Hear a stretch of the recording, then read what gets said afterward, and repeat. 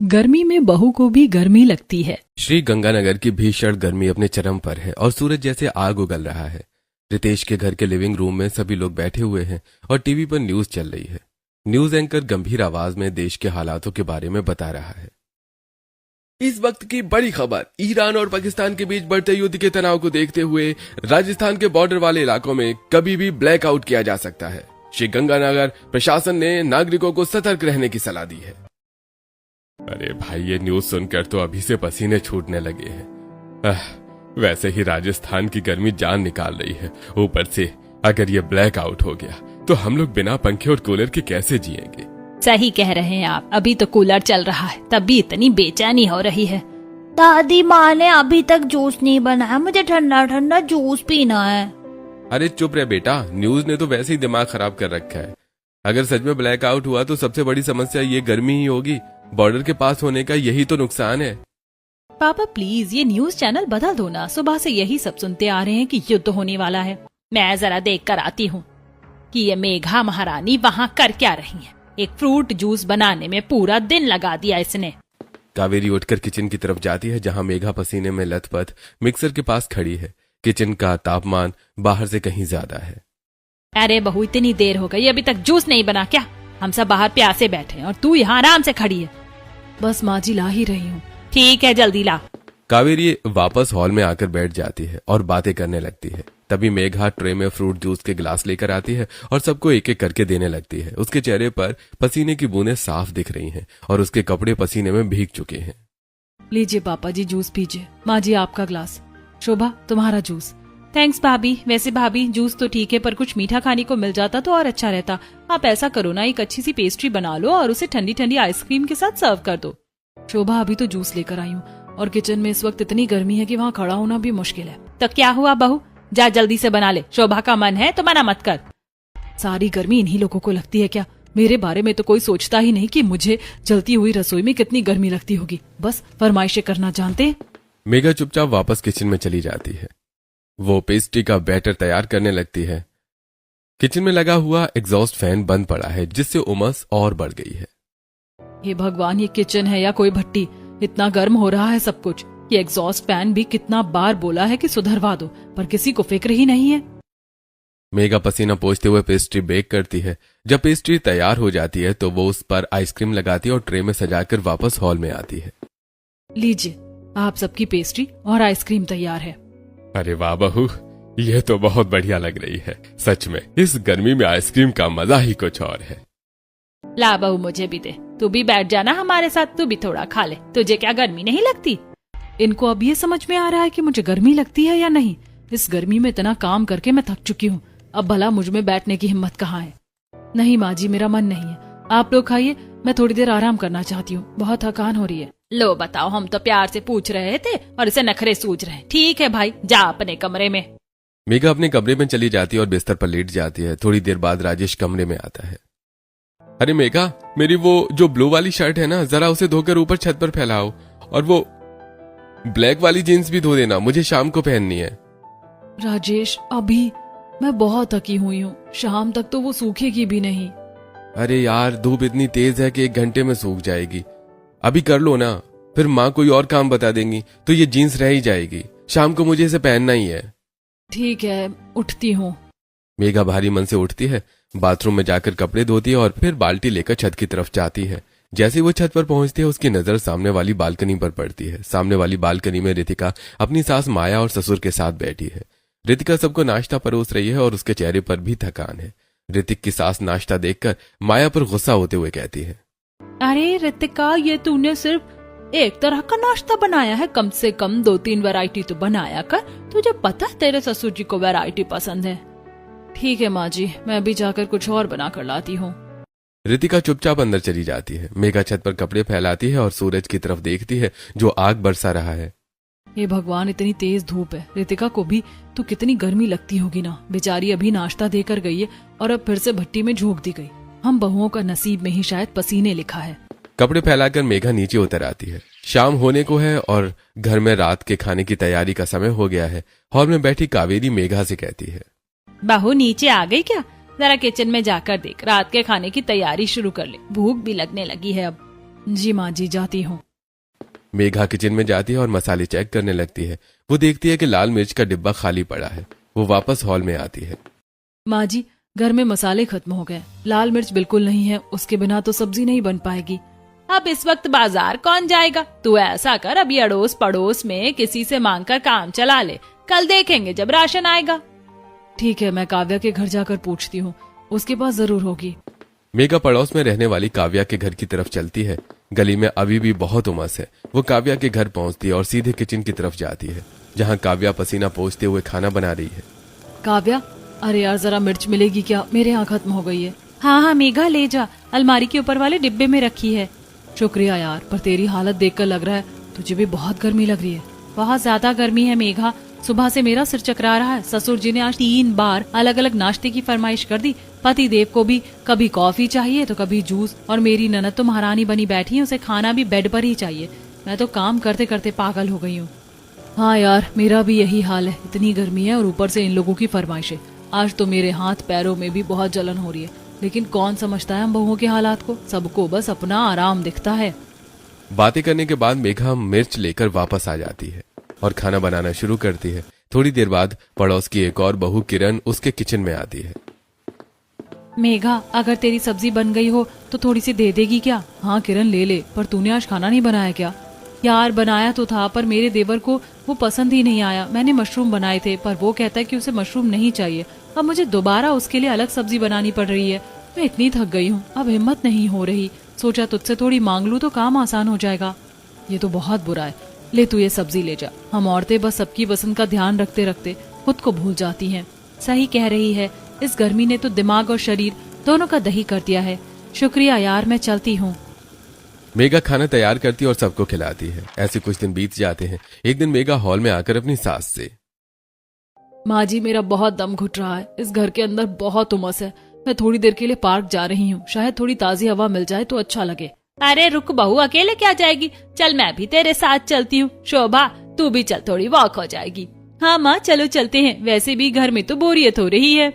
मेघा, कावेरी और शोभा पार्क पहुंचते हैं। वहां पहले से ही काफी भीड़ है।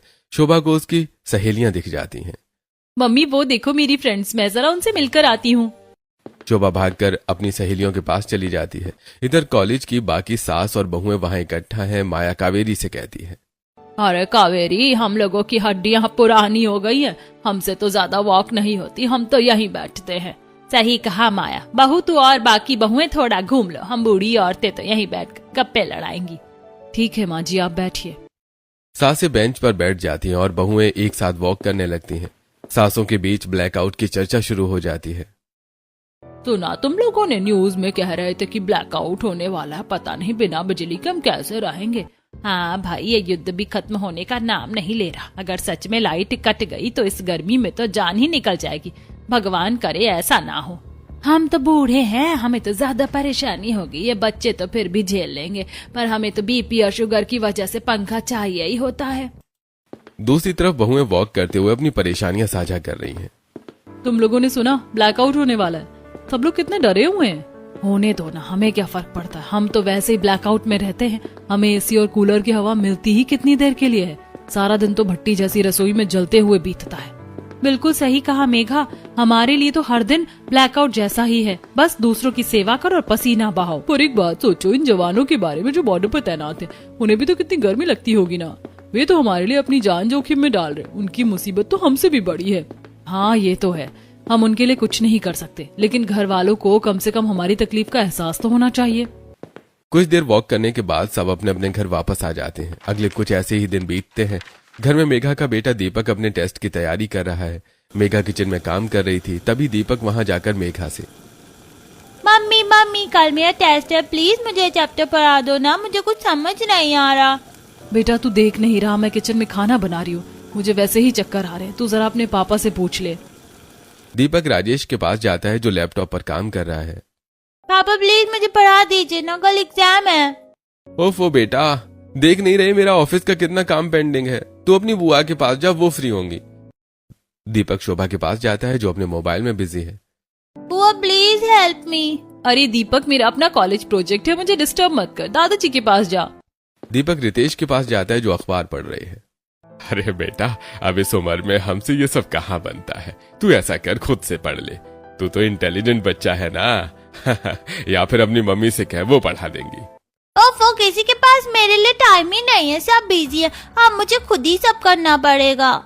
दीपक उदास होकर अपने कमरे में चला जाता है। थोड़ी देर बाद मेघा उसे खाना खाने के लिए बुलाती है। दीपक, शोभा, खाना लग गया है, जल्दी आओ।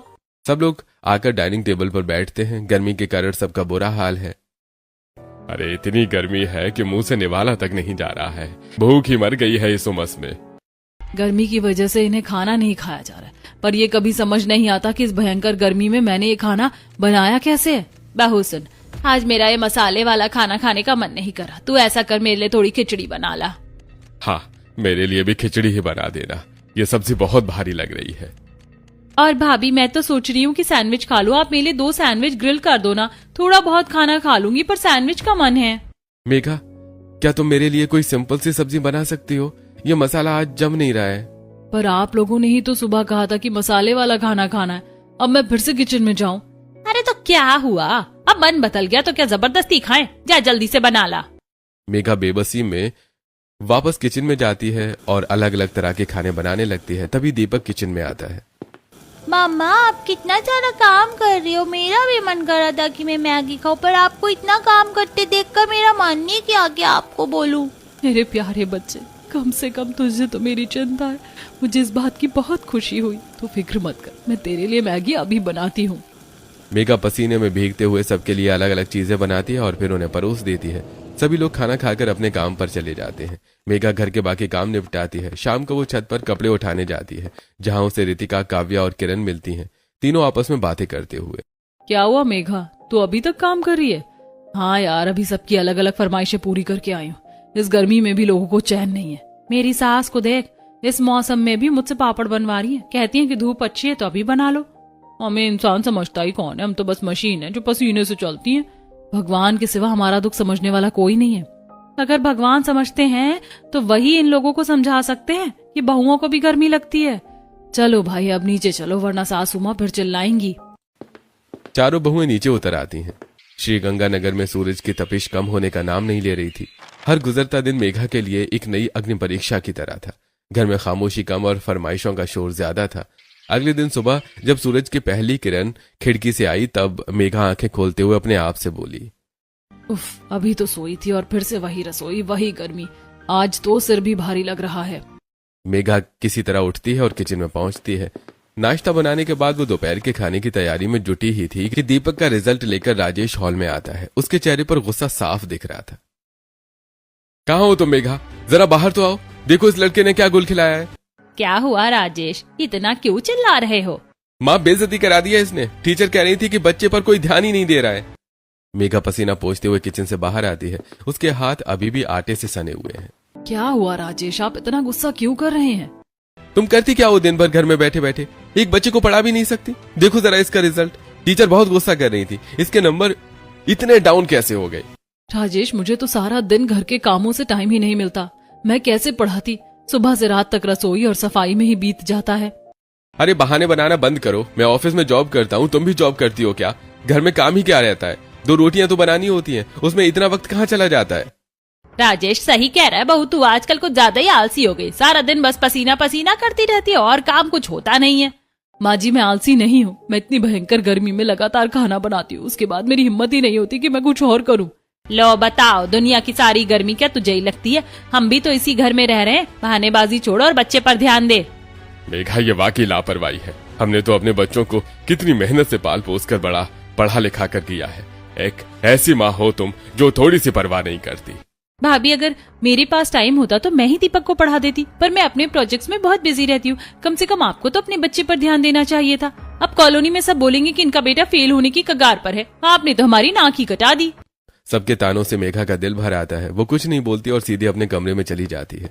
बिस्तर पर गिरकर वो फूट फूट कर रोने लगती है। तभी उसके फोन पर व्हाट्सएप मैसेज की टोन बजती है। वो सिसकते हुए अपना फोन चेक करती है। कॉलोनी की बहुओं का ग्रुप है। काव्या का मैसेज आया है। काव्या ने मैसेज में लिखा था कि उसके बेटे का रिजल्ट भी खराब आया है और घर वाले उसे बहुत सुना रहे हैं। हाँ काव्या, मेरे घर में भी यही ड्रामा चल रहा है। दीपक का रिजल्ट डाउन क्या हुआ? सबने मुझे ही विलन बना दिया। कोई ये नहीं देखता कि गर्मी में हमारी जान निकल रही है। यार घर वाले समझते ही नहीं, गर्मी इतनी बढ़ गई है, रसोई में खड़े रहना सजा जैसा है। कम से कम थोड़ा तो सपोर्ट करना चाहिए।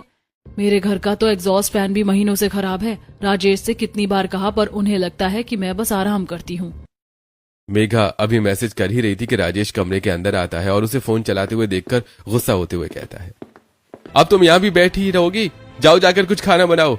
मुझे बहुत गर्मी लग रही है, जल्दी से खाऊंगा और फिर एसी में आराम करूंगा। जी अभी जाती हूँ। मेघा भारी कदमों से किचन में जाती है और खाना बनाना शुरू करती है। थोड़ी देर बाद कावेरी वहां आती है। बहू जरा ज्यादा खाना बनाना, कुछ मेहमान आ रहे हैं शाम को, तो उनकी खातिरदारी में कोई कमी नहीं होनी चाहिए। हे भगवान, अब मेरा रोने का मन कर रहा है। इतनी गर्मी में मैंने पहले ही इतना खाना बनाया है, अब फिर से इतना सब बनाना पड़ेगा। पर क्या कर सकती हूँ, किस्मत ही ऐसी है। मेघा फिर से रसोई में खुद को झोंक देती है। शाम को मेहमान आते हैं। हॉल में एसी चल रहा है और सब लोग ठंडी हवा में बैठे युद्ध और ब्लैकआउट की बातें कर रहे हैं। सुना है कल से 24 घंटे का ब्लैकआउट शुरू होने वाला है। श्री गंगानगर में तो जीना बेहाल हो जाएगा बिना बिजली के। क्या करे भाई, मजबूरी है, पर गर्मी बर्दाश्त करना बहुत मुश्किल है। मेहमानों के साथ उनकी एक बहू भी आई थी जिसका नाम स्वाति था। वो किचन में मेघा की मदद करने के लिए आती है। भाभी आप इतनी देर से अकेली ही लगी हुई हैं, लाइए मैं आपकी थोड़ी मदद करवा देती हूँ। अरे नहीं नहीं स्वाति, तुम तो मेहमान हो, तुम बाहर बैठो। भाभी मैं देख रही हूँ आप पसीने से नहाई हुई हैं। ये तो बहुत गलत बात है कि घर के बाकी लोग वहाँ आराम कर रहे हैं और आप यहाँ अकेली जूझ रही हैं। स्वाति मेघा का हाथ बटाती है और साथ में बातें भी करती है। रात को जब खाना लग जाता है और सब लोग डाइनिंग टेबल पर बैठते हैं तो स्वाति सबके सामने बात रखती है। चाचा जी चाची जी, आप लोग बुरा मत मानिएगा, पर गर्मी में बहू को भी गर्मी लगती है। आप लोगों को उनकी मदद करनी चाहिए। रसोई में हवा का कोई साधन नहीं है, उनकी हालत खराब हो रही है। हाँ हाँ बेटा, तू सही कह रही। हम तो कहते हैं कि बहू मदद ले लिया कर, कल से हम सब ध्यान देंगे। शुक्र है किसी ने तो मेरी बात समझी। शायद अब कल से ये लोग मेरी थोड़ी मदद करेंगे और किचन का काम आसान होगा। खाना खाने के बाद मेहमान चले जाते हैं। अगले दिन सुबह जब मेघा सोकर उठती है उसे उम्मीद थी कि आज सब बदल जाएगा, पर जैसे वो हॉल में आई फरमाइशें पहले जैसी ही थी। अरे बहू जल्दी से पराठे बना दे, आज नाश्ता थोड़ा भारी करना है। और बहू चाय में अदरक ज्यादा डालना, जल्दी कर, देर हो रही है। मेघा मेरे कपड़े मोजे निकाल कर रख दो और हाँ शर्ट प्रेस कर देना। इनको समझाने का कोई फायदा नहीं है, ये लोग कभी नहीं बदलेंगे। कल की बातें सब हवा हो गई, इन्हें तो अब भगवान ही समझा सकता है। ऐसा सोचकर मेघा वापस किचन में चली जाती है और गर्मियों में फिर से खाना बनाने लगती है। दोपहर में सभी हॉल में बैठे हैं और मेघा सबको शरबत सर्व कर रही है। तभी टीवी पर फिर से न्यूज आने लगी। प्रशासन ने आधिकारिक पुष्टि कर दी है, अगले 24 घंटों में ब्लैकआउट शुरू हो जाएगा। सभी नागरिक बिजली और पानी का बैकअप तैयार रखें क्योंकि कभी भी सप्लाई बंद की जा सकती है। अरे बाप रे, कल से क्या होगा? अरे गर्मी इतनी है कि पंखे के बिना बैठा नहीं जा रहा है। बहू सुन रही है, आज तू जल्दी जल्दी सारा काम खत्म कर ले और हाँ ठंडा ठंडा आम का पन्ना बनाकर रख लेना, पता नहीं कल फ्रिज चलेगा या नहीं। अच्छा है भगवान ब्लैकआउट ही करा दे, तो इतना काम बताने वाले इन लोगों को पता तो चले कि गर्मी में बहू को भी गर्मी लगती है। अगले दिन सुबह की पहली किरण के साथ ही बिजली गुल हो जाती है। पूरे श्री गंगानगर में सन्नाटा पसर गया। पंखे रुक गए, कूलर थम गए और एसी की ठंडी हवा गायब हो गई। कुछ ही घंटों में घर भट्टी की तरह तपने लगा। ओह, ये क्या मुसीबत है। अभी तो सुबह के 10 ही बजे और पसीने से बुरा हाल है। पापा मुझसे तो नहीं रहा जा रहा, ये गर्मी तो जान ले लेगी। बहू जल्दी से वो आम का पन्ना लेकर आ, बहुत घबराहट हो रही है, मुझे गला सूख रहा है। मेघा किचन से पन्ना लेकर आती है। लीजिए माँ जी, पन्ना पीजिए। आज इनको घबराहट महसूस हो रही है, पर मेरी घबराहट का किसी को एहसास नहीं है। मैं रोज इसी आग में जलती हूँ, तब तो किसी को फिक्र नहीं होती थी। अरे मुझे तो चक्कर आ रहे हैं, इतनी उमस है कि सांस लेना भारी हो रहा है। मम्मी मुझे भी बहुत बेचैनी हो रही है। ऐसी गर्मी में परेशान होते हुए दिन बीत जाता है। शाम को दीपक कहता है, दादी जी चलो ना, थोड़ी ठंडी हवा में चलते हैं। हाँ शाम हो गई है, चलो छत पर चलते हैं, शायद वहाँ थोड़ी बहुत हवा चल रही हो। सब लोग छत पर पहुंचते हैं। कॉलोनी की दूसरी छतें भी भरी हुई थी। सब अपने अपने हाथों में पंखियां लेकर हवा कर रहे थे। अरे माया तुम भी ऊपर ही हो? क्या करे कावेरी, घर के अंदर तो दम घुट रहा है, इस ब्लैकआउट ने तो मार ही डाला। सही कह रही हो माया बहन, बिजली की क्या कीमत है आज पता चल रहा है। बिना कूलर के तो एक पल काटना मुश्किल है। मेघा, रितिका, काव्या, किरण सब ऊपर ही हैं। सभी बहुएं अपनी छत की दीवार के किनारे खड़े होकर एक दूसरे से धीरे धीरे बातें करते हुए। देखा मेघा, आज एक दिन में इन लोगों की हालत कैसी हो रही है। हाँ, सबको एहसास हो रहा है कि गर्मी क्या होती है। अब तो उन लोगों को समझ में आ जाना चाहिए कि गर्मी में बहू को भी गर्मी लगती है। अगले दिन सुबह गर्मी और बढ़ गई थी। तभी कॉलोनी के गेट पर एक लड़का आता है और हर घर में एक पर्चा बांटकर चला जाता है। रितेश वो पर्चा उठाता है और हॉल में आकर कहता है, अरे इसमें क्या लिखा है, जरा चश्मा लाना मेरा। दीपक रितेश को चश्मा देता है। रितेश पर्चा जोर जोर से पढ़ने लगता है। तुझे बहुत सारा खाना बनाना होगा जवानों के लिए। माँ जी, इतना सारा खाना मैं अकेले कैसे बनाऊंगी? ऊपर से इतनी गर्मी है और लाइट भी नहीं है। मेरी तो हिम्मत जवाब दे रही है। मेघा सही कह रही है माँ, ये देश का मामला है, अकेले नहीं हो पाएगा तो क्या हुआ, हम सब मिलकर करेंगे। पहली बार रितेश के घर के सभी सदस्य रितेश, कावेरी, राजेश और शोभा किचन में कदम रखते हैं। किचन का तापमान महसूस करते ही सबकी हालत खराब होने लगती है। अरे बाप रे, यहाँ तो बहुत ज्यादा गर्मी है। मेघा, तुम रोज यहाँ कैसे खड़ी रहती हो? अरे मुझे तो अभी से पसीना आने लगा। जल्दी करते हैं। शोभा तू सब्जियां काट, राजेश तू आटा गूंथ, मैं रोटियां बेलती हूँ। सब लोग काम शुरू करते हैं। कोई सब्जी काट रहा है, कोई आटा गूंथ रहा है, पर गर्मी इतनी है कि 5 मिनट में ही सबके चेहरे लाल हो गए। उफ मम्मी, मेरे हाथ जल रहे हैं ये प्याज काटते हुए, और भी गर्मी लग रही है। अरे आटा गूंथते गूंथते तो मेरी कमर टेढ़ी हो गई। कितनी उमस है यहाँ पे। अरे बहू, तूने सच कहा था, यहाँ तो सांस लेना भी दूभर है। लो, पहली बार आए हैं तो इनको ऐसी दिक्कत हो रही है। मेरे लिए तो ये रोज का ही है। अब पता चलेगा कि बहुओं को भी गर्मी लगती है। कावेरी बार बार अपने मुंह पर पानी के छींटे मारती है। रितेश को हल्का सा चक्कर महसूस होता है और वो वहीं कोने में रखे स्टूल पर बैठ जाता है। अरे भैया, तो बड़ा मुश्किल काम है। एक दिन में ही तो मेरी तो हालत ही पस्त हो गई। पापा, जैसे तैसे आज का खाना तो बनाना ही होगा, जवानों के लिए गाड़ी आने वाली होगी। शाम तक सब मिलकर खाना तैयार करते हैं। सबकी हालत ऐसी थी जैसे किसी ने उन्हें पानी में भिगो दिया हो। जब खाना पैक हो जाता है तो सब बाहर हॉल में आकर धड़ाम से गिरते हैं। रितेश जी सुनिए, कल सुबह ही मिस्त्री को बुलाकर ये एग्जॉस्ट ठीक कराना होगा। और हाँ, यहाँ एक छोटा कूलर भी फिट करवा दीजिए। अरे कूलर क्या कावेरी, मैं तो सोच रहा हूँ कि किचन में एक छोटा सा एसी ही लगवा दूं। ये गर्मी तो इंसान को मार डालेगी।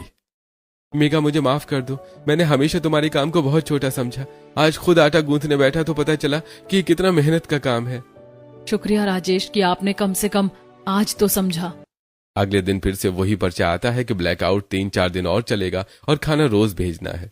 अब घर के सदस्यों के चेहरे पर डर था, पर जवानों के लिए जज्बा भी। चलो भाई, फिर से रणभूमि में चलते हैं। बहू, आज तू बस गाइड करना, बाकी काम हम करेंगे। दूसरे दिन भी वही हाल होता है। गर्मी और उमस ने सबको तोड़ दिया था। शाम को सब फिर से छत पर इकट्ठा होकर बातें करते हुए। कावेरी, क्या हाल है? सुना है तुम लोग भी खाना बना रहे हो जवानों के लिए। हाँ माया, पर हालत खराब हो गई। हमारी बहू तो रोज ये सब करती थी, पर हमें आज पता चला कि ये कितना मुश्किल काम है। अरे सही कह रही हो कावेरी, इस ब्लैकआउट ने हमें वो सिखा दिया जो बरसों की नसीहत नहीं सिखा पाई। खाना बनाना कोई बच्चों का खेल नहीं है, खासकर इस श्री गंगानगर की गर्मी में। मेरी तो हथेलियों में छाले पड़ गए रोटियां सेकते सेकते। अब मुझे कभी फरमाइश करने से पहले 100 बार सोचना होगा। एक कोने में दीवार के पास खड़ी हुई बहुएं एक दूसरे को देखकर मुस्कुराते हुए और बातें करते हुए। देखा तुम लोगों ने, इनके सुर बदल रहे हैं। हाँ मेघा, मेरे घर में भी आज ससुर जी ने खुद सब्जी काटी है। सबको नानी याद आ रही है। बस ये ब्लैकआउट खत्म होने के बाद भी ये लोग इसे याद रखे तो हमारी मेहनत सफल हो जाएगी। बातें करने के बाद वो नीचे उतर आते हैं। अगले दिन ब्लैकआउट का आज तीसरा दिन था और सूरज जैसे धरती के और भी करीब आ गया था। सुबह से ही लू के थपेड़े चल रहे थे और घर की दीवारें तप रही थी। रितेश के घर में आज फिर वही गहमा गहमी थी, क्योंकि जवानों के लिए खाने की खेप तैयार करनी थी। सभी लोग किचन में काम करते हुए बातें करते हैं। ओफ, आज तो कल से भी ज्यादा गर्मी है रितेश जी। मुझसे तो अब खड़ा भी नहीं हुआ जा रहा। पंखा से हवा करने से भी गर्म हवा ही आ रही है। कावेरी, हिम्मत मत हारो, बस आज का खाना और बन जाए, फिर देखते हैं। जवानों के लिए इतना तो करना ही पड़ेगा। पापा, मेरी तो शर्ट निचोड़ दी जाए तो बाल्टी भर पसीना निकले, इतना भीग गया हूं मैं। मेघा, तुम जरा ये आटा देख लो, मुझसे और नहीं गूंथा जा रहा है, हाथ भारी हो गए हैं मेरे। लाइए राजेश, मैं कर देती हूँ। आप लोग बाहर जाकर बैठिए, मैं संभाल लूंगी। नहीं बहू, तू अकेले नहीं करेगी। हम सब ने वादा किया है कि मिलकर करेंगे। शोभा, तू सब्जियां धोकर ला जल्दी। पूरा परिवार किचन की उस छोटी सी और तपती हुई जगह में सिमटा हुआ था। बिना बिजली के किचन किसी बंद भट्टी जैसा लग रहा था। तभी अचानक कावेरी लड़खड़ाकर जमीन पर गिर पड़ी। वो गर्मी और उमस की वजह से बेहोश हो गई थी। सभी उसे उठाकर उसके कमरे में ले जाते हैं। राजेश भागकर पानी लाता है और रितेश कावेरी के चेहरे पर पानी के छींटे मारते हैं। शोभा जोर जोर से हाथ वाले पंखे से हवा करने लगती है। मेघा कावेरी का सिर अपनी गोद में रख लेती है। माँ जी आंखें खोलिए, घबराइए मत, हम सब यही हैं। कुछ मिनटों बाद कावेरी धीरे धीरे अपनी आंखें खोलती है। उसके चेहरे पर अभी भी बहुत ज्यादा कमजोरी और घबराहट दिख रही थी। वो धीरे से कहती है, रितेश जी, मैं सिर्फ 3 दिन इस किचन में गई और मेरी जान पर बनाई। मैं 3 दिन में बेहोश हो गई, पर मेरी बहू तो सालों से रोज इसी आग में जलती है। कावेरी की आंखों से आंसू छलक पड़ते हैं। वो मेघा का हाथ पकड़ लेती है। मुझे माफ कर दे बहू, इस ब्लैकआउट ने मुझे तो कड़वा सच समझा दिया जो मैं कभी देखना ही नहीं चाहती थी। मुझे आज समझ आ गया कि बहुओं को कितनी परेशानी झेलनी पड़ती है।